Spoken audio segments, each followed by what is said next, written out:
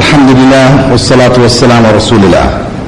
All praise due to Allah, and may Allah's peace and blessings be on the last messenger of Allah. In the previous session, we were looking at the benefits from and the lessons derived from the story of Musa and Khidr. That story, which ended with verse 82, had, as we mentioned, a number of benefits. A number of scholars have written on them. We mentioned from Sa'di, as well as Mashhur Hassan, Umar al-Ashqar, and others have written concerning the various lessons and benefits. And I compiled them all together, and we had reached approximately, I think, point number 25. We completed. That had to do with human reason and Allah's will, if I'm not mistaken.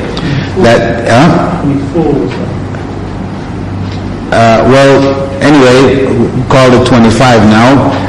The hidden benefits of Al-Khidr's acts, we said, indicate that Allah does whatever He wishes in His dominion and decides in His creation as He wants with regards to the benefits and harms. Thus, there is no place for human intelligence or reason with respect to Allah's acts, and no valid opposition can be raised against His laws. Instead, it is obligatory for the creation to be pleased and accepting of His choice. So this is one of the things which come out of knowing what Al-Khidr had done and what good was behind the apparent evil. That this was Allah teaching us general principles which govern our lives. We don't have somebody like Al-Khidr to come and explain to us what is behind the variety of things that are happening in our lives. But that particular example with Musa is a general principle, a set of principles, like an example for us by which we now judge the rest of our lives. Also, the paradoxes of life.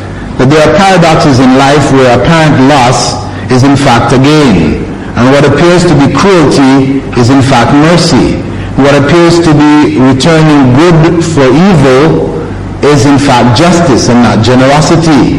We look around ourselves and we see people seemingly to gain. They seem to gain from doing evil. So it looks to us that they have succeeded. That was good coming from their evil. And we see people receiving what appears to be bad for the good that they've done. These are among the paradoxes. This is part of the test. We believe, our belief, that behind all of it is Allah's wisdom. That whatever He has destined for the believers is good, as the Prophet ﷺ said. Then these paradoxes, as they exist, will not affect us, or should not affect us. From the story, we can also derive the permissibility or the legality of hiring help, as help to do something. This is a legal issue that can be deduced from it. As when Khidr had rebuilt the wall, so point number 27, the issue of hired help, this is a legal issue.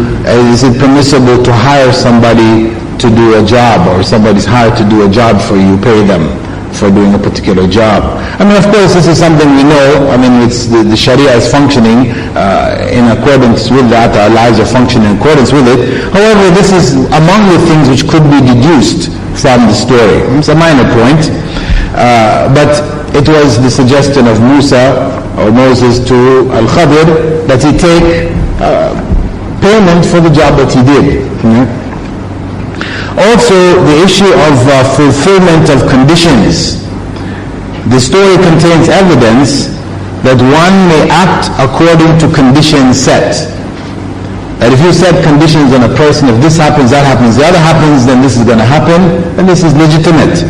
Al-Khidr ended his journey with Musa after his last promise not to question was broken. It's legitimate to set those kind of conditions on people in dealing with them. The attribution of evil to Allah. From the statements of Al-Khadir regarding his acts, it may be deduced that the proper etiquette regarding Allah and evil is not to attribute it directly to him. Remember, we discussed about the issue in the first case when he was breaking, when Al-Khadir was breaking the boat, he talked about himself doing it, explaining when I broke the boat, right? And when he killed the boy, he referred to it as himself doing it. But when he spoke about what was coming from what happened to the boy, he turned it back to Allah, wishing this good for the boy. So when he talked about the good elements, he would refer it back to Allah. When he spoke about the negative issues that were happening, he attributed it to himself. And we said that was part of the etiquette. Prophet ﷺ had used that also in dua. We can see it in the Quran, where Allah, even in Surah Al-Falaq, says, قُلْ أَعُوذُ بِرَبِّ الْفَلَقِ مِنْ شَرِّ مَا خَلَقَ. I seek refuge in the Lord of the dawn, from the evil of what He has created.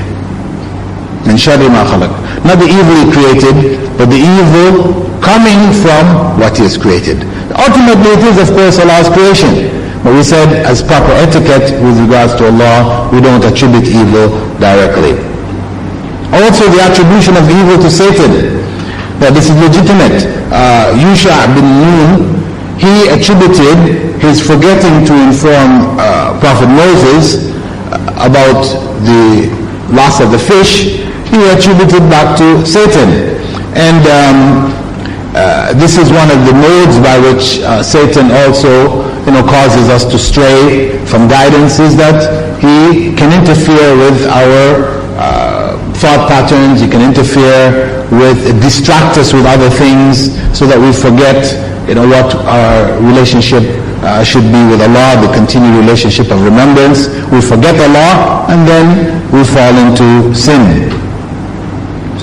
And from it, there is also, this is point number 31, that the accountability of one who is, concerning the accountability of one who is forgetful.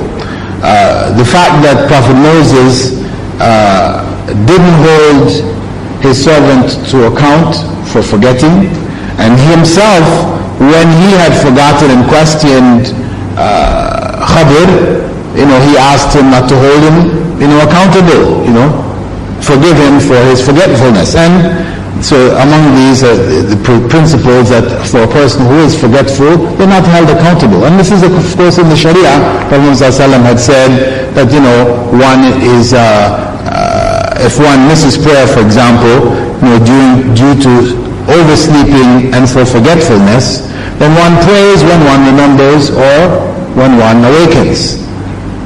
And that prayer that you do is considered the prayer. It's not a makeup. Really, they were calling it qada and makeup. It's really not a makeup, because it has the same value as the salah done in its correct time, because you're not held accountable for having overslept or forgotten. And that is if you haven't created circumstances for forgetting.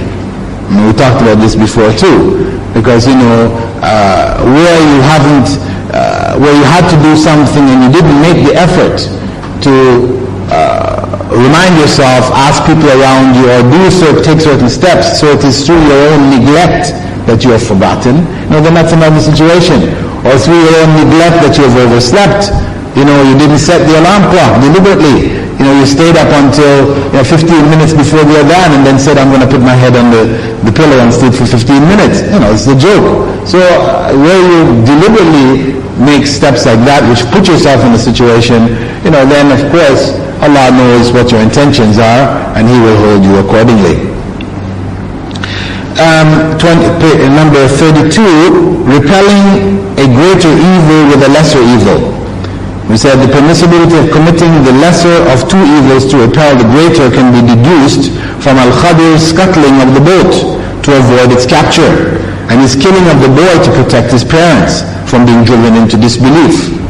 Right? This is among the principles, well-known maxims of Islamic law, where you have faced with two evils, to do the lesser of the two to prevent the greater is permissible. Number 33, the destruction of property or a portion of property in order to save the majority. This is another legal maxim deduced from this acts of Al-Khadir, that he damaged a part of the boat to save the whole boat. And this is what we said before that the doctors do. They cut off your arm to save the rest of your body. And they cut off body parts to save the rest from being infected by, some disease or whatever.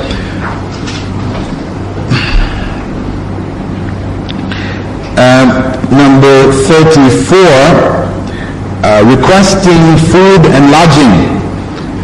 That it is permissible to request food and lodging. You're in a foreign country, you don't know where the places to get food, etc. It is permissible to request, because we have this whole issue of begging in Islam, where begging is forbidden, where a person is not justified.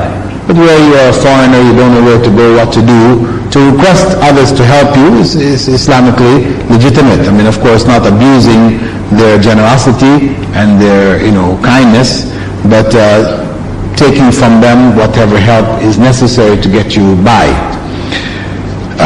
Point number 35, the question of the eternity or the eternal nature of Al-Khadir. Some people hold that he is alive till today, and this belief is in fact false,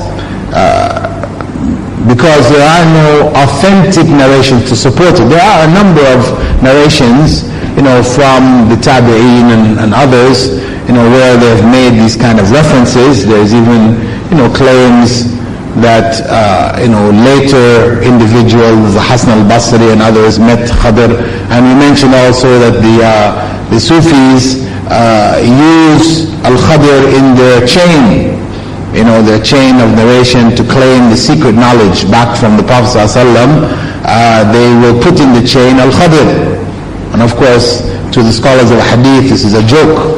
This is not acceptable at all. And this is why we don't have any authentic chains of narrations for the secret knowledge that they claim to possess. Point number 36, the issue of refutation of scholars. Was Al-Khadir, he was like a scholar relative to Musa. Musa was studying under him. And, Musa condemned him for the act that he did. But he was told, and he realized after, that he should have been patient and hold himself back. So from that, scholars deduced that one should refrain from refuting leading scholars and instead seek to find out from them their positions regarding the issues that we feel them to be wrong in. If we hear of a leading scholar supposedly saying something, and you have access to find out directly from the scholar, then you should do so, rather than, be quick to say, well, he has deviated, he is this and he is that. It's really a dangerous pattern which has become also prevalent today, where anybody's mistake, whether it's major scholar or minor scholar or student of knowledge, becomes a basis for people to attack that individual and to make him, no longer a source of knowledge, etc., etc., that people may gain from. Of course, in point number 37, judging by the apparent, matters are normally judged by what is apparent regarding rulings concerning the things of this life. Consequently, Moses condemned Al-Khadir for scuttling the ship, killing the boy, and killing the boy. And that's what we are required to do. If we see that, even from the greatest of scholars, something which is a clear and apparent evil, then we should condemn it. On one hand, we learn from Al-Khadir's situation with Moses that this was a unique situation. Al-Khadir knew that he had special knowledge, and he was sent to learn from this man, and he was supposed to be patient. So from that we can draw the general principle of being patient with those who are learning from, not be quick to say, oh, you made a mistake here, you made a mistake there, because maybe later on down the line they will clarify, and you thought what you thought was a mistake wasn't, because what Al-Khadir did, which Those are thought were mistakes, in fact were not. Right? That's a general principle.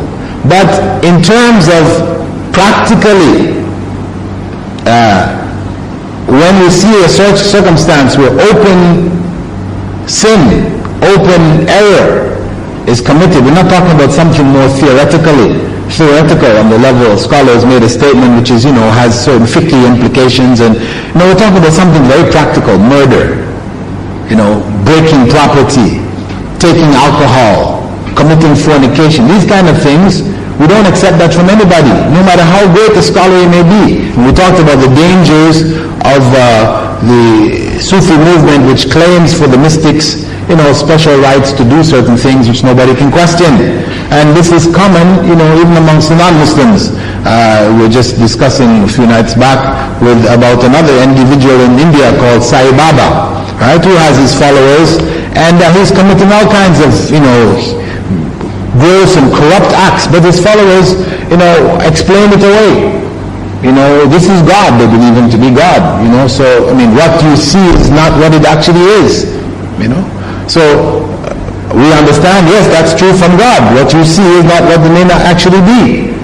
But not other human beings. We don't give them that leeway. They are like us. We judge them according to what is apparent and obvious. Point number 38, the wealth of a poor person. That a poor person may have wealth. And simply because a person has wealth doesn't mean that he's outside of the category of poor.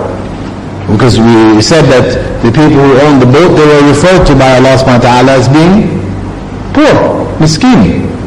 So it is acceptable to give in terms of charity, etc., to somebody who may have property. You don't have to have somebody who is down and out, so far out, they have nothing, they're absolutely finished. No. Generosity and charity can go for people who do have some property, but obviously they're just getting by. Admonition of companions, number 39. It may be deduced from the story that one should not abandon his companion without admonishing him and ensuring that he does not have an excuse or justification for his actions. That's from the acts of Prophet Moses. Number 40, Allah's protection of the righteous. We spoke about the fact that those individuals, the child, the righteous parents, whose child was going to drive them into corruption, into disbelief, Allah took the life of that child to protect them. They were righteous, so Allah protected them. Also, the children of that righteous parent, who were orphans, whose wealth was under that wall. Again, this is the righteous, and those near to the righteous, they are also protected by Allah subhanahu wa ta'ala because of their righteousness. And service of the righteous, number 41. The reason given for fixing the wall was that the father of the boys was righteous, indicating that service of the righteous or those connected to them is better than service to others, is what they've concluded. Point number 42, belief in the destiny. We spoke about what was written on the tablets, right, which was under the wall. Among them, the first point dealt with sadness, that Allah expressed that He was amazed that people who claimed to believe in the destiny were sad. So from that we conclude that one should not, and if one really believes in destiny, one should not be overwhelmed by sadness, because we talked about what do you mean by being sad, because it's natural to be sad when with the loss of life or loss of property, etc., or whatever. We do naturally become sad, but we shouldn't be overwhelmed by that sadness. This is why even when you have a loss of life, right, your child dies, your husband dies, somebody close to you dies, mourning is fixed at 3 days. Why does Islam say, okay, stop? Mourning is not like, sadness is not like a tap you can turn it on and turn it off. You're overwhelmed, you're sad, and it carries. Can you just say, okay, after 3 days I'm not going to be sad anymore? No. You may still be sad after 3 days. But the Sharia doesn't allow you to express that sadness openly, in the form of mourning, beyond 3 days. Because really, you should be able to get over it if you truly believe in the destiny. So the concept of belief in destiny is not just an intellectual, philosophical concept that we say, okay, yes, I believe in the destiny. Allah knows everything and it's wrote it all down already. That's the concept. But how is it manifest in our lives? Sadness. How do we deal with calamities? If we're constantly getting knocked from side to side, everything happens, we're torn down, we're sad, then we know there's something wrong with our faith in the destiny. That's the reality. Also, we can deduce from it that, because Allah mentioned that a person who is aware that he is going to die, it is amazing that he can be overjoyed in a state of, ecstasy and bliss, that he forgets the world around him, forgets God. No? If you know you're going to die, then you shouldn't reach that state. You can't afford to get there. And that's why Prophet ﷺ, and this is point 43, encouraged us to remember death often. He used to call it the destroyer of pleasures. So he said, remember the destroyer of pleasures. Remember death. Keep ourselves on an even keel. Not that we become morbid, we keep a coffin in our homes. Islam doesn't say we go to that extreme, but we are conscious of when there is Salatul Janazah, we attend it. Somebody's being taken to the graveyard, we go. We take whatever opportunities are there to be reminded by death of our own, the nearness of our own death.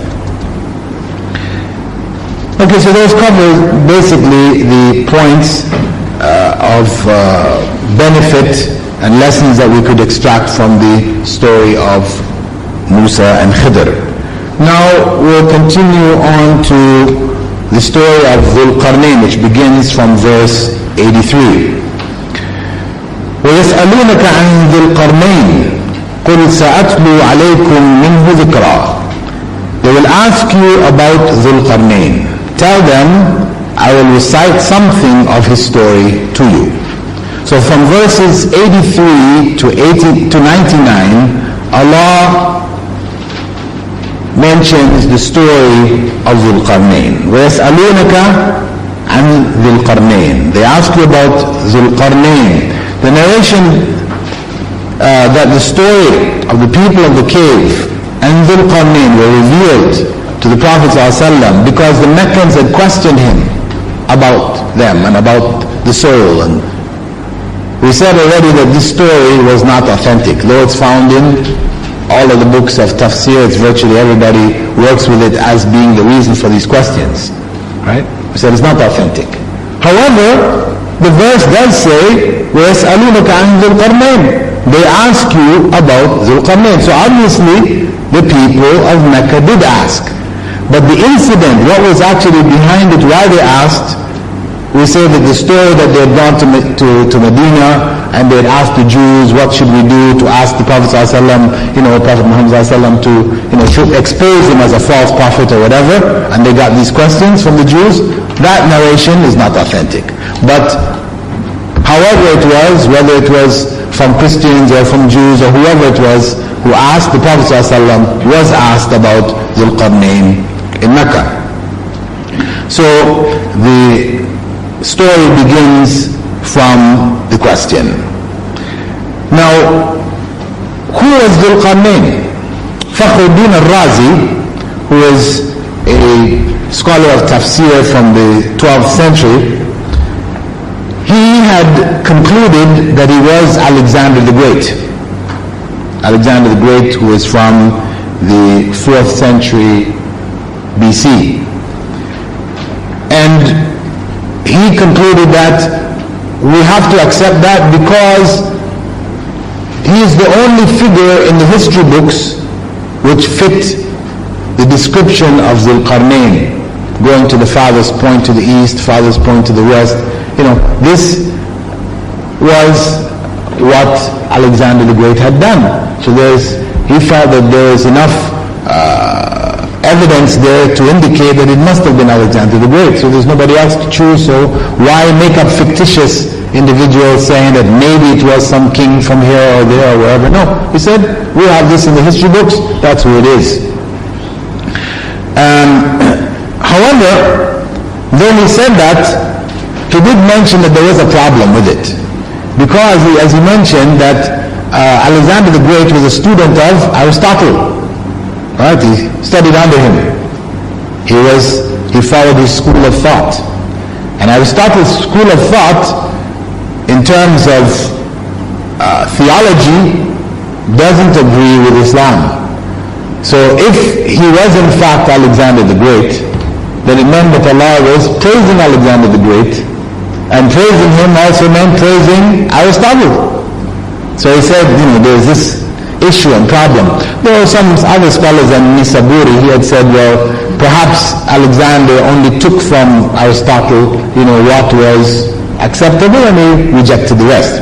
And Yusuf Ali, if any of you have the Muhammad Yusuf Ali's Quran, translation of the Quran, the early one, not the one which was revised and reprinted in Mecca, you'll find he has an appendix, in his translation, where he has maybe about 5 or 6 pages explaining at length why Dhul-Qarnayn was Alexander the Great.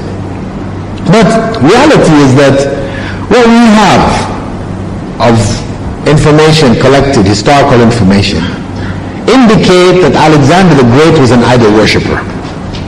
That's what we have. That's reality. And the way Allah describes Dhul-Qarnayn in the Quran was that this man was a man of God. He was establishing Tawheed. He was calling people to it. He was opposed to shirk, etc., etc. So these two don't match. So to be accurate in terms of tafsir, one has to take the position that Alexander the Great, as far as we know, is not Dhul-Qarnayn. If sometime in the future we get further information that Alexander the Great was really a muwahhid, he really did believe in only one God, and he was so on this, and this was like false information about him, then we deal with that. But for now, the evidence is overwhelming that Alexander the Great was not Dhul-Qarnayn.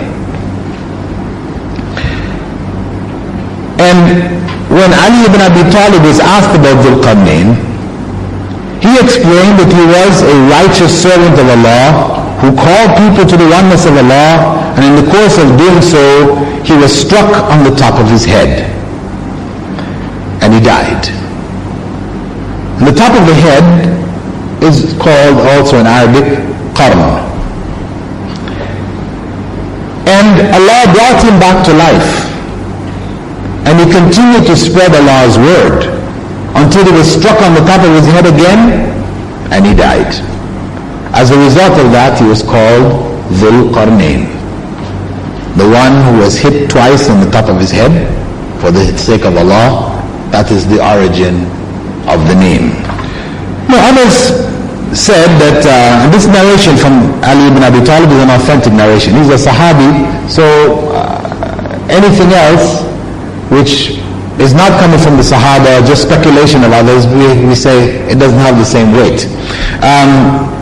Some people said that he was called Dhul-Qarnayn because he reached the east and the west, from which the top of the sun rises and sets. Because the upper surface of the sun, as well as the lower surface when it's going down, this is also called in Arabic qarn. So they say, well, it's because of the fact that he went to the farthest point east and west that he was called Dhul-Qarnayn. But once we have Abu Talib's statement, then that's enough for us. Now, others also said that it metaphorically referred to the vast dominion spreading from the east to the west. Now, as the Prophet ﷺ was reported by Ibn Umar to have stated concerning the rising sun, he said, if the upper edge of the sun appears, leave formal prayer until it rises completely. if the lower edge of the sun disappears from the horizon, leave formal prayer until it sets completely. Do not make your prayers while the sun is rising, nor while it is setting, because it rises between the horns of Satan. The Qarnayn, same word, right? But as we said, the statement of Ali, being a companion of the Prophet ﷺ, is most reliable. If we were to take a statement, what it's likely, what the meaning is, it's better for us to go with that of the Sahabi. قُلْ سَأَتْلُو عَلَيْكُمْ مِنْهُ ذِكْرًا.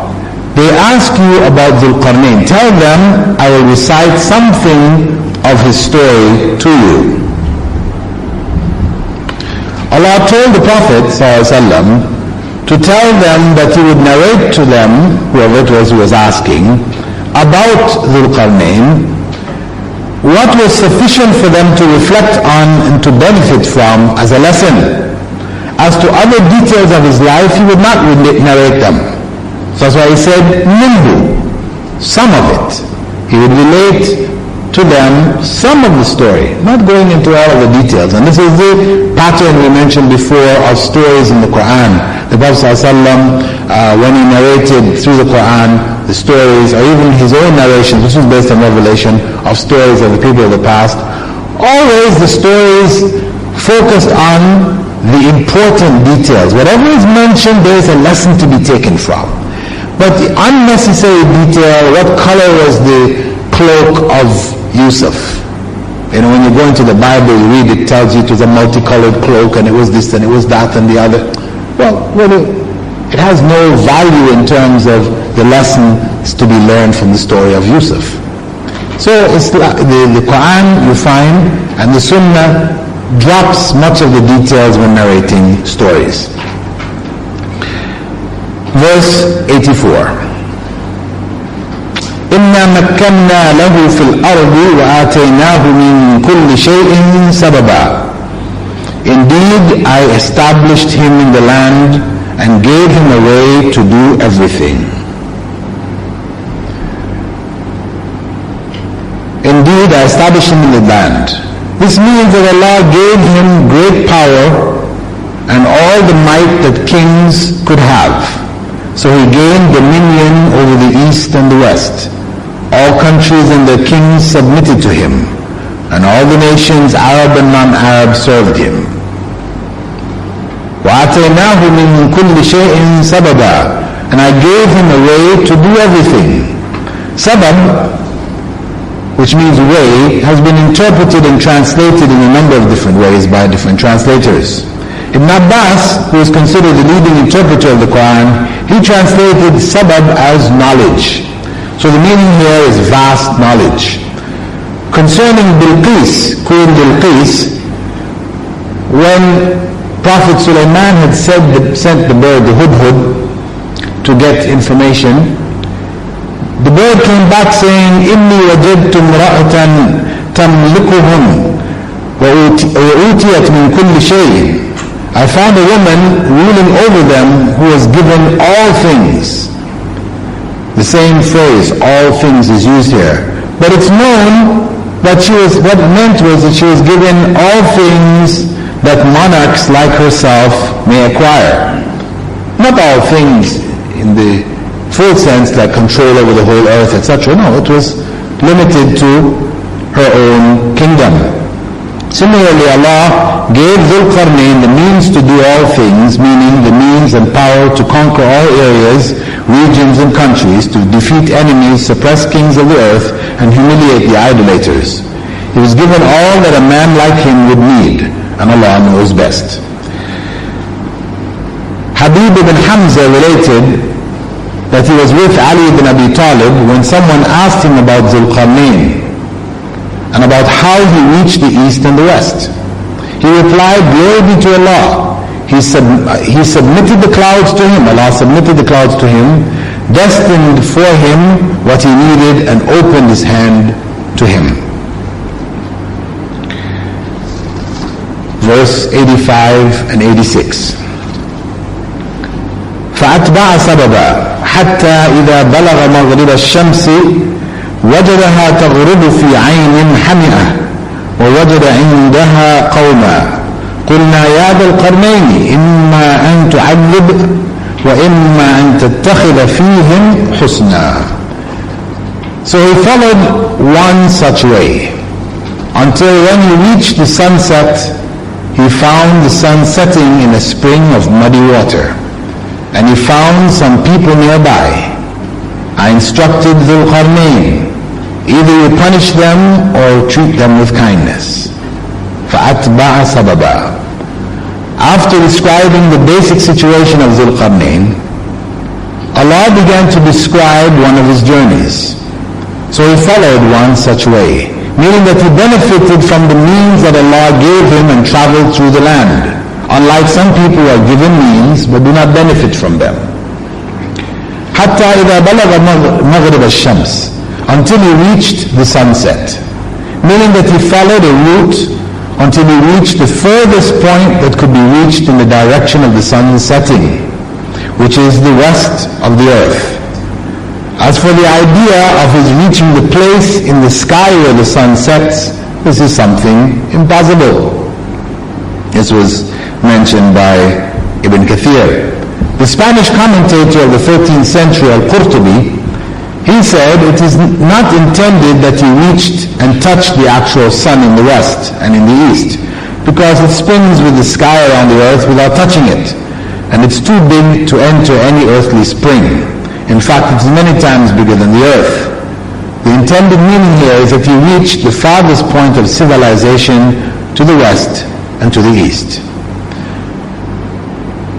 Interpreters of the past and present explain that this meant that Dhul Qarnayn reached the end of the earth to the west, which lies at the Atlantic Ocean, because he didn't have any means to travel further. This is the general interpretation. However, actually, there is no clear evidence to limit his journey here.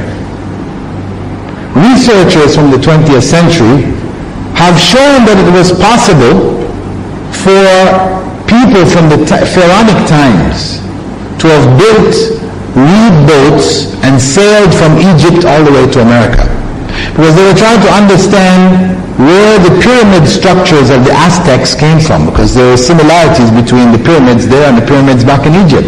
Is it possible that they could have gotten that knowledge from the pharaohs? So if that were the case, how would they have gotten there? So they built, this is an individual Swede or somebody, I think his name is Thor Vidal or something like this. He had built way back, it was back in I think the 60s or something. He got people from Lower Egypt, where the reeds grew, which they used to make the ships from. There on the hieroglyphics you can see the ships that they made, and following the way in which they built them, they built a big ship made from reeds, with the same reeds they used to make papyrus. They also used it to make their boats. They're hollow on the inside, it's almost like bamboo, right? So they would lash them all together, and they made a big ship which floated, and he managed to go from Egypt to America in it, right? Or from America to Egypt, demonstrating that it was physically possible. So, if that has been proven, then it is quite possible that Dhul Qarnayn didn't stop at the Atlantic coast. He may have gone all the way across to America, which ends the earthly lands to the west. Because once you go over to China, there's the Pacific, and in China, then you've ended the farthest point east, if you look at him as being from the central area, right?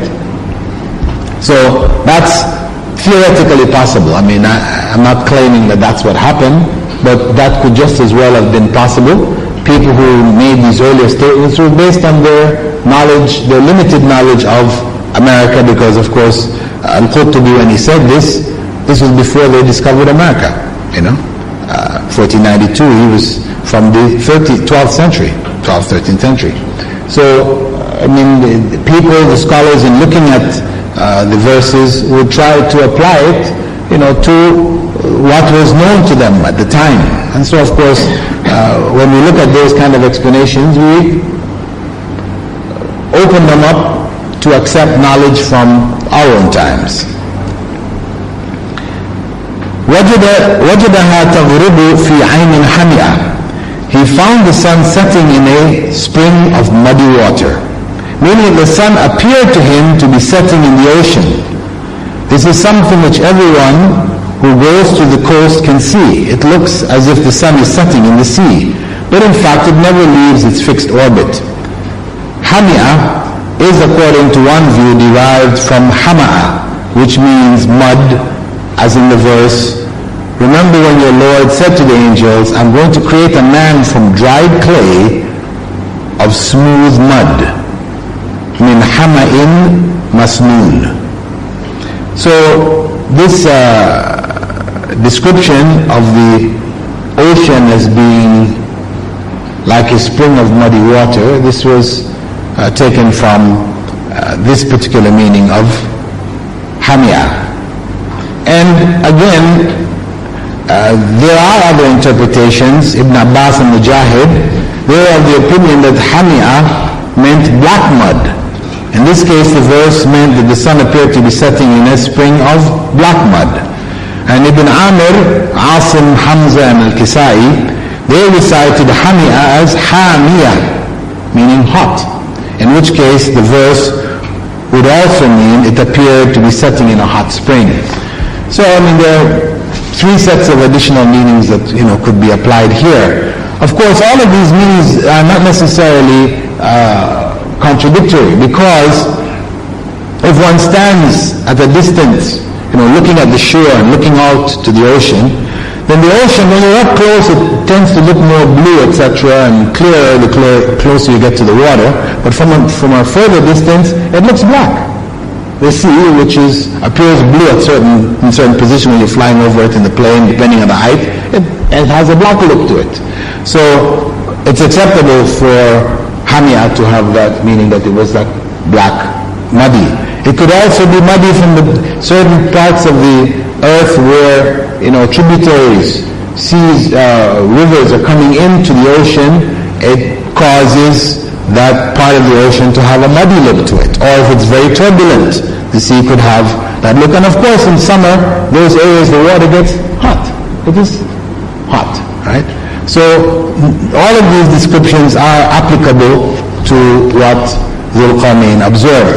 But also, it's important to understand that the scholars, even from way back 10th century and earlier, they recognize that this statement in the Quran, where Allah said, He found the sun setting in a spring of muddy water, it didn't mean literally that He found the sun actually going into a spring of muddy water. But this is something which the Orientalists, and some people are trying to attack the Quran, they say, here's a mistake in the Quran. It said that the sun is setting in a muddy spring, and we know the sun doesn't set in muddy springs. But it is understood here that this is how it appears to the eye. When we look at the sun, it seems like it's setting behind the mountains or behind the horizon that we see. That's how it appears. So it is described in the Quran as it appears to human beings, not as the reality is actually, because as the scholars pointed out, this is not really the case.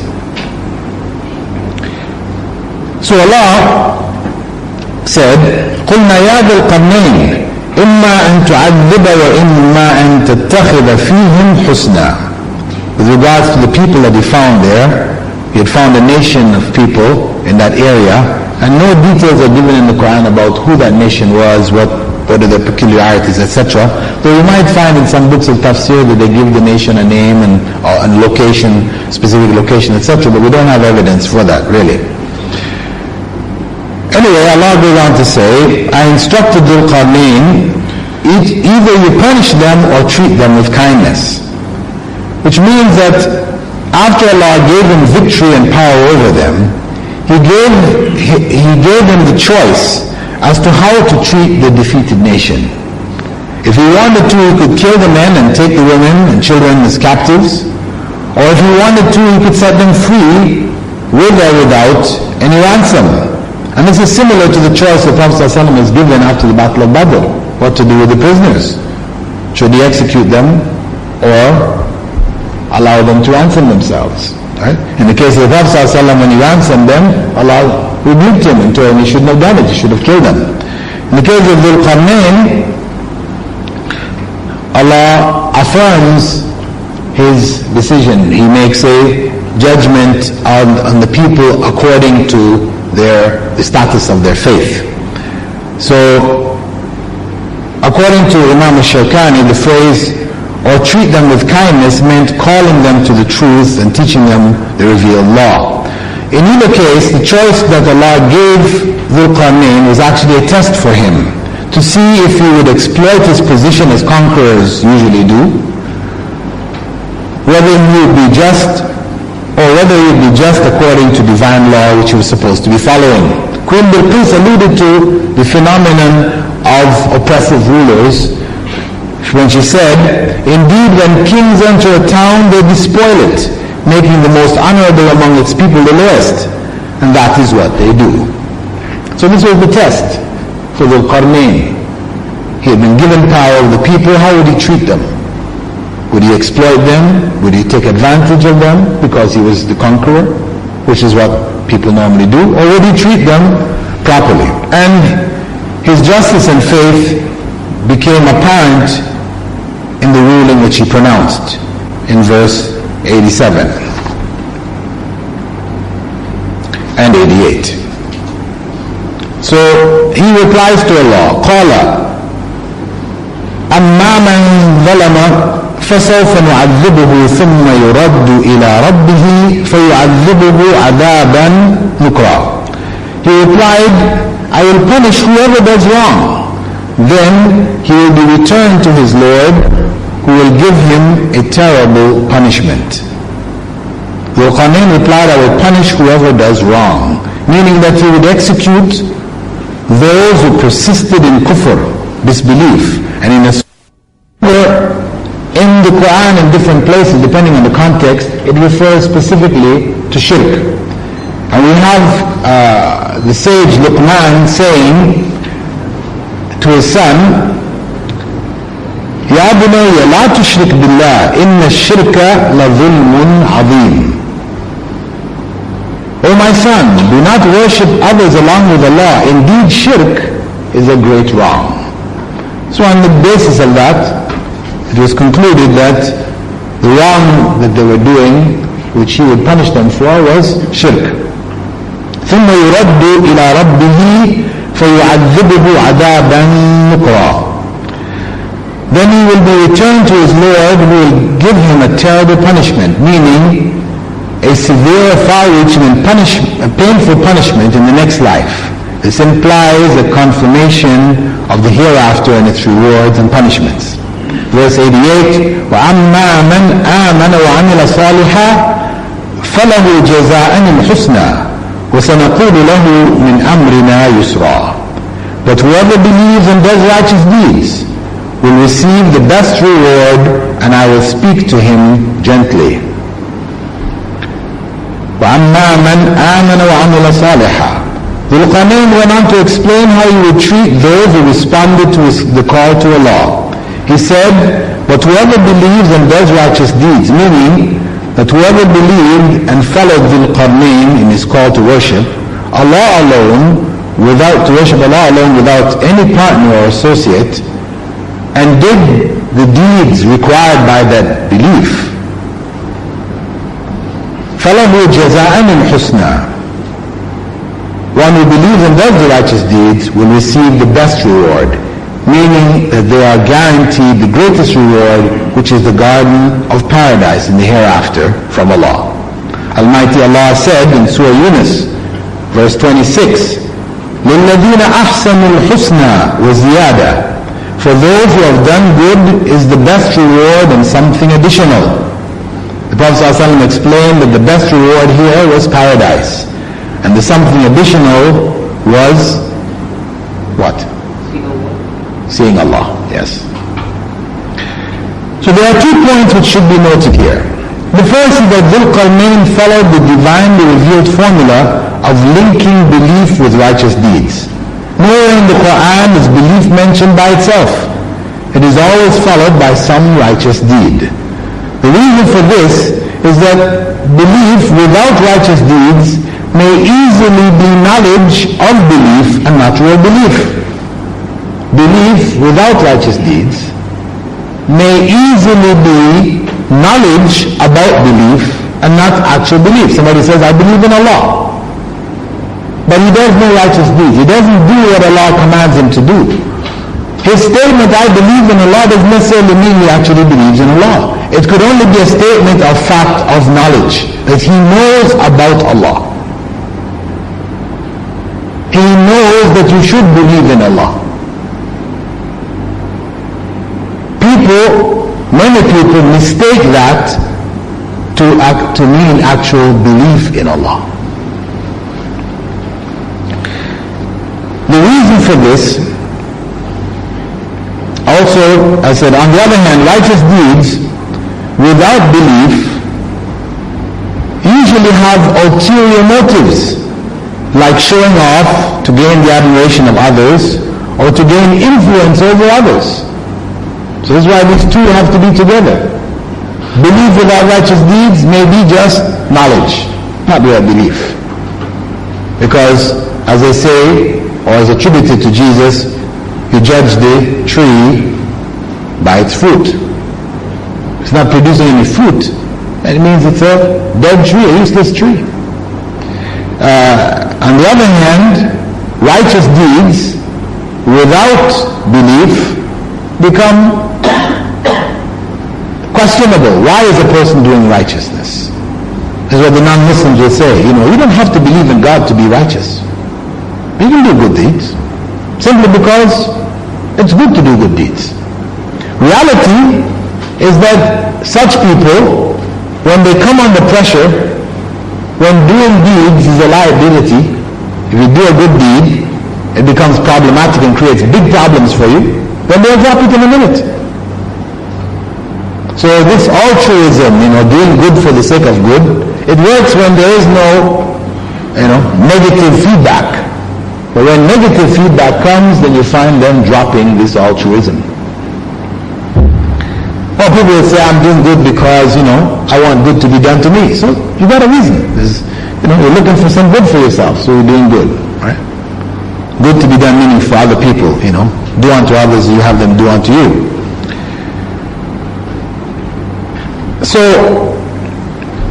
the second point is that the reward for good in this life, in the next life, is the true reward, which the believer should strive for. In this life, good may appear to be rewarded by evil. Evil may appear to be rewarded with good.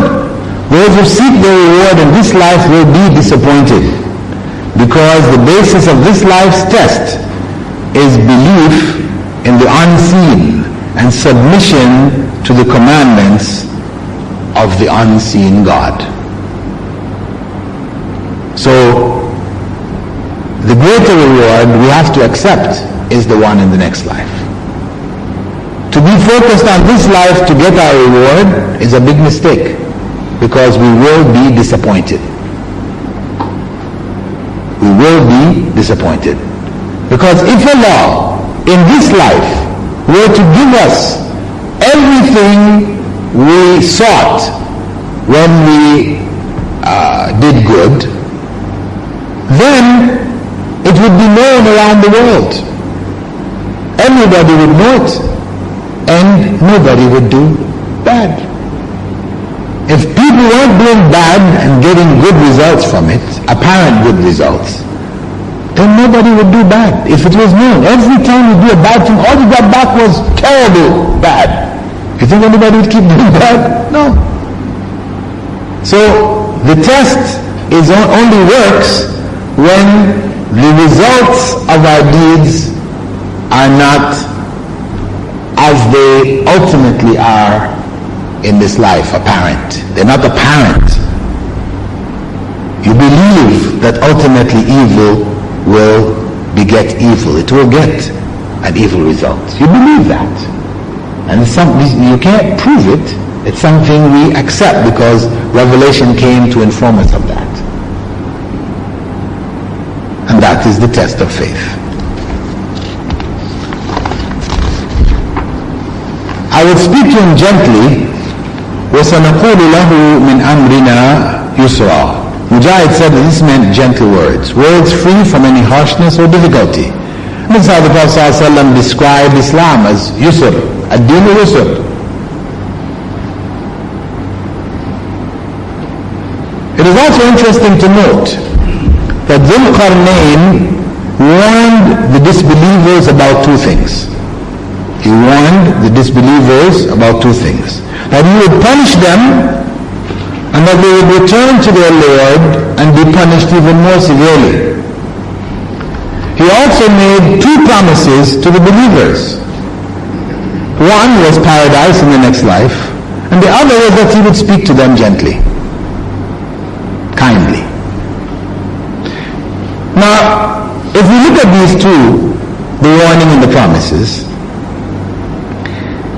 in the case of the believer, he began with Allah's reward first, in the next life. Then he added to it good treatment in this life.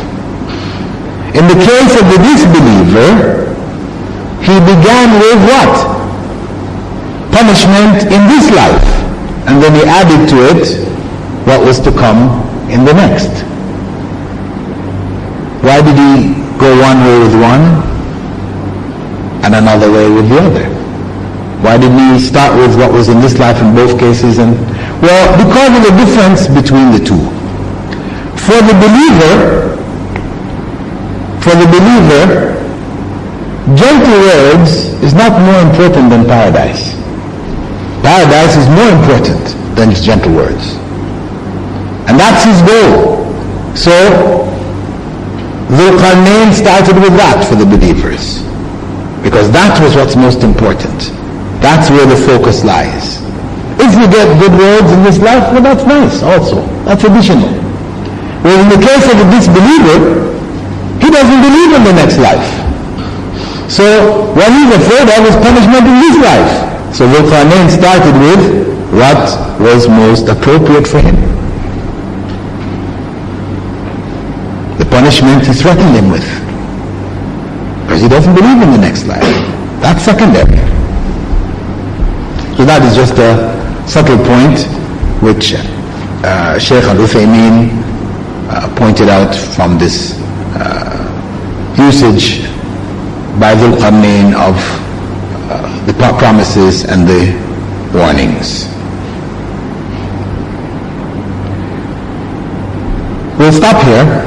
This is up to verse 89. We'll continue with verse 89. The next class I was asked to give more time for questions. The last few times we've just run out till the very end and nobody got a chance to ask any questions. Although that was the result of some problems that we had with the system. Anyway, now we have time. I think the adhan is going shortly. Did you hear it? Can you open the window? Maybe we can listen out for it. In the meantime, would you like to ask any questions concerning the Qarnayn? Or the points that you have taken from the story of Musa and Khidr? What means the sunrises, does there two hearts? Is a man of two hearts? Does it mean sometimes it's referred to as a king of two horns? That is asking in terms of some references made to Dhul Qarnayn as the two-horned king. Well, Qarnayn does mean two horns. Some suggested that he was wearing a crown, like the Vikings, they have two horns coming out from either side. But we don't have evidence for this. The best thing that we have, as I said, was a statement of Ali ibn Abi Talib that he was hit over the head 2 times, died from it. And that's where he got the name from. Was he a king? Well, it's not known. The question, was he a king? Well, some people say he was a king, some say he was a prophet. Some even said that they thought he was an angel. Like Harut and Marut sent down to the earth. Different opinions. Ali ibn Abi Talib said he was a righteous man. He didn't mention he was a king. So the reason I'm asking this is because the verse that you mentioned, in there he uses I don't know if the translation is different here, but he uses we. In this translation, that we shall punish them and we shall. So I'm thinking he's using the majestic we that people tend to refer to? Why does Allah use we and whatever? Okay, Brother mentioned that the usage in the actual verse, when it said, for example, I translated as he replied, I will punish whoever does wrong. The verse actually says, فَسَوْفَ نُعَذِّبُهُ, we will punish. That this we, it is known that this we, they call this the royal we, or the majestic we, used by rulers, people in powerful positions. It's even used in law, in courts, etc. It's in reference to an individual, but it's used to indicate power, importance, and this kind of thing. He was questioning whether that was proof then that Dhul Qarnayn was a king. Well, no, that's not proof, really. He used it. It is the point is that in language, anybody can use it. Allah had chosen him, had given him a special position, had communicated to him. Some people said it was through a prophet. Maybe it was a prophet in his time. The communication wasn't direct to Dhul Qarnayn. That's why they said, well, no, he wasn't a prophet. We don't know, definitely, unless we go by just what Ali Abi Talib said. He was just a righteous man.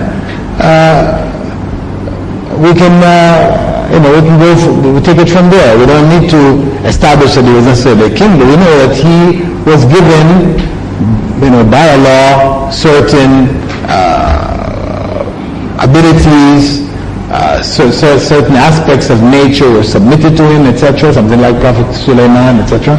And he was a leader of sorts. Whether he was actually a king, or a prophet, or what, Allah knows best. To punish anybody, he should have some power. Well, a leader can do that also. You don't necessarily have to be a king. If you're leading the armies, you can decide to punish some of the soldiers that are under you. So that's not proof he was a king. Anybody sleeps, and when he wakes up, he can pray. But in one riwayah, I've read, if a person sleeps and even he prays, but he will be in Jahannam. Some riwayahs. A brother was mentioning that he had heard some narration to the effect that if a person sleeps and gets up late missing a prayer, even if he prays it, he will still be in the hellfire. I'm not familiar with that narration. The well-known one is that you're not held accountable, and there are other well-known hadiths from Bukhari, Abu Dawood, etc., where it said 3 people are not held accountable. The pen is lifted from 3. Among them is the sleeper until he awakes. So I think there's enough solid and authentic evidence to indicate that a person is not held accountable due to sleep, to override that. On one occasion, Prophet himself slept and the Sahaba. Yeah. There's a well-known narration of the Prophet ﷺ oversleeping along with the Sahaba also. So that becomes problematic if you start to say you're going to Jahannam. Yeah.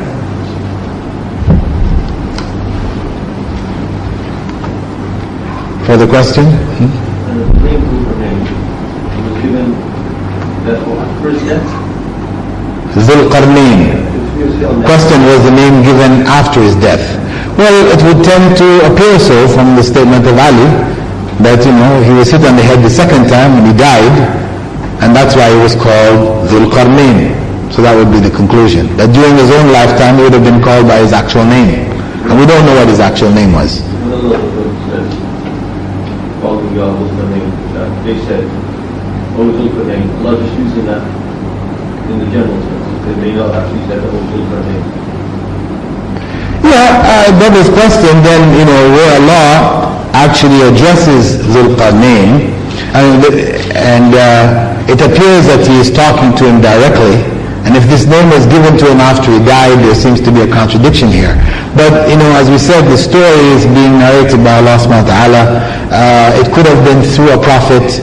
And he has not given the name of the individual. He knows about him dying and what happened after his death and what he became known as. So he used the term, which he was known by historically. The people are saying, the people are saying,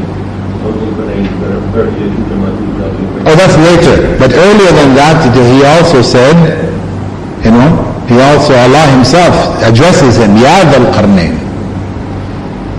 O Dhul Qarnayn, right? Whilst he was still alive. So the same issue, whether it's the people calling him or Allah calling him, that same issue, could be raised. But the point is that Allah didn't give us what his actual name was, and he used instead the name that he came to be known by, as he narrates the story to us.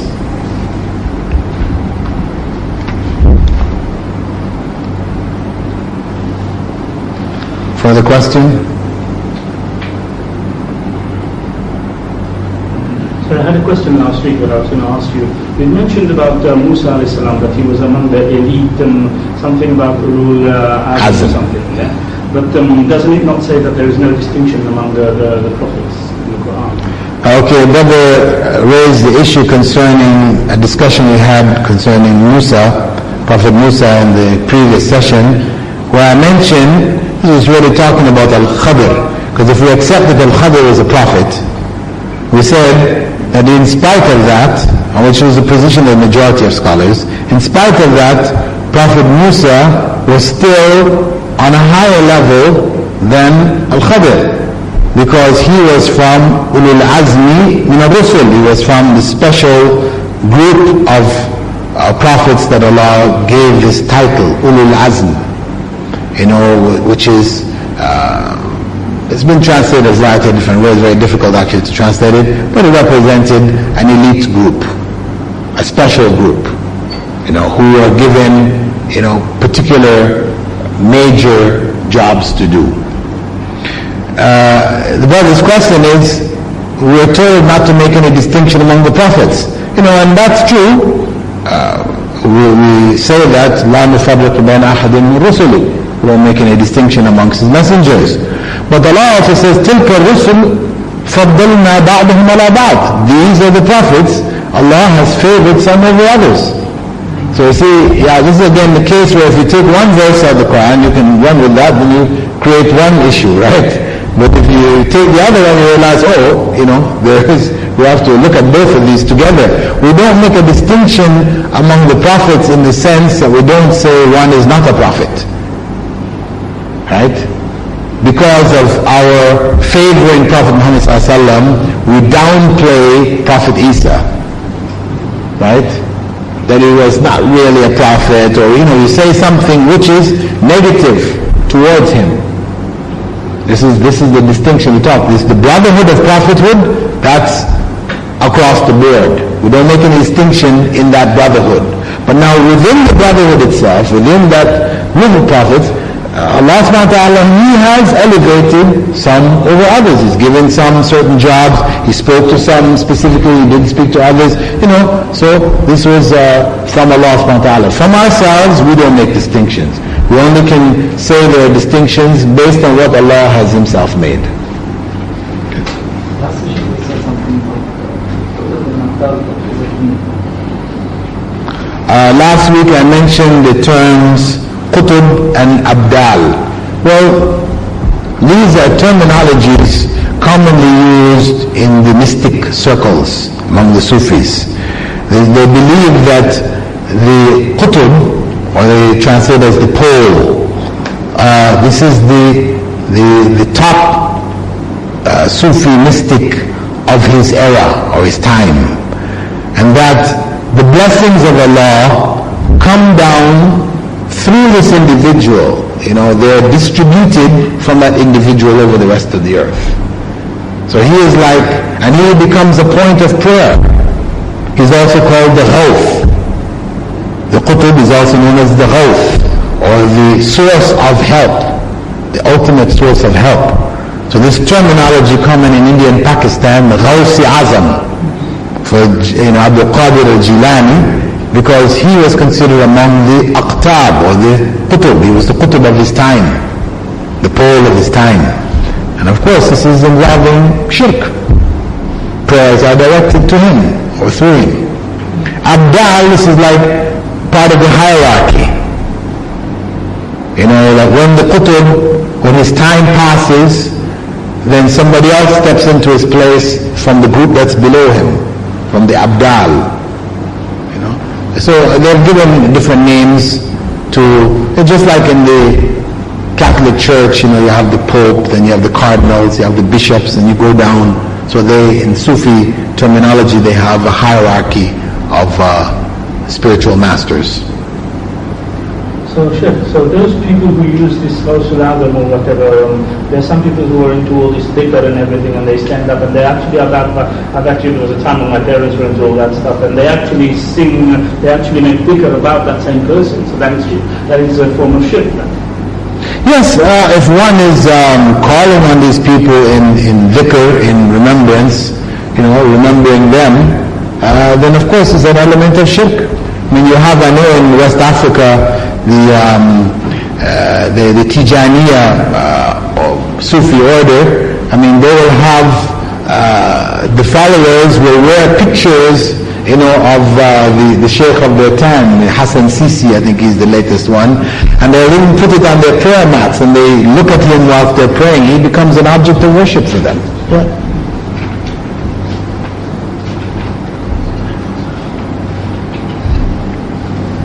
Okay, we don't have any questions from the women's side, and it's time for the salah now.